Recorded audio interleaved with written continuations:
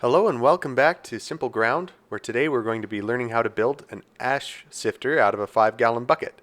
You can use this to sift the charcoal from the ashes. Of course, you start out with your regular 5-gallon bucket. I'm making a pilot hole here. I'm going to cut out the entire bottom of this bucket.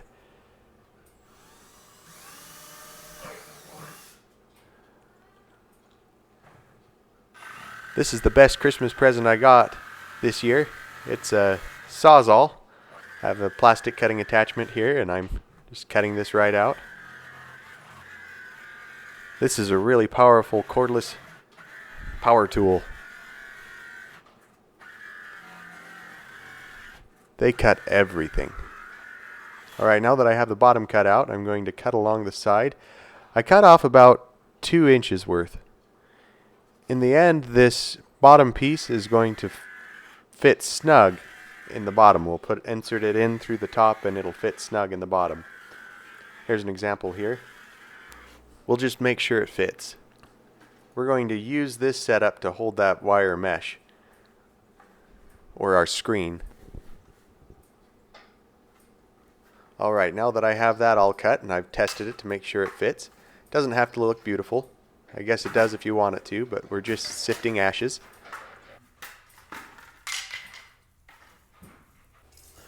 I'm going to grab an ordinary pair of old scissors here and cut around the edge here, and I'm leaving at least 2 inches around the whole thing. We're going to bend this up and pack it down, and we're going to wedge the mesh between the bucket and the outside of the circle we cut out. Now when you're working with this stuff, you should wear gloves. You see, I was a little slow to put mine on. The next step is to bend the wire mesh up and around this circle that we cut out at the bottom of the bucket.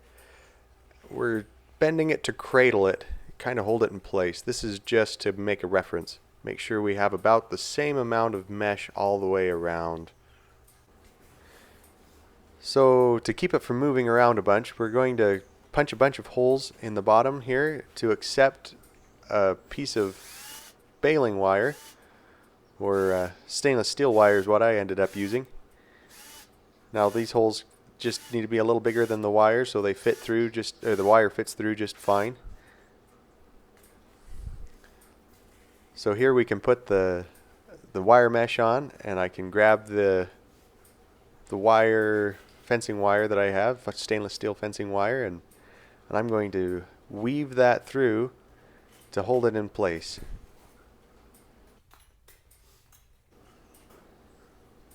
And we're just going to poke this up and down through the holes.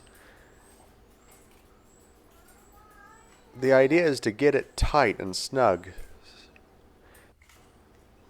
The wire doesn't do all of the holding onto the bucket. It's just a backup. Between the plastic of the bucket and the plastic of the bottom, the wire should hold very tightly. The wire that I'm feeding through right here is just a secondary precaution.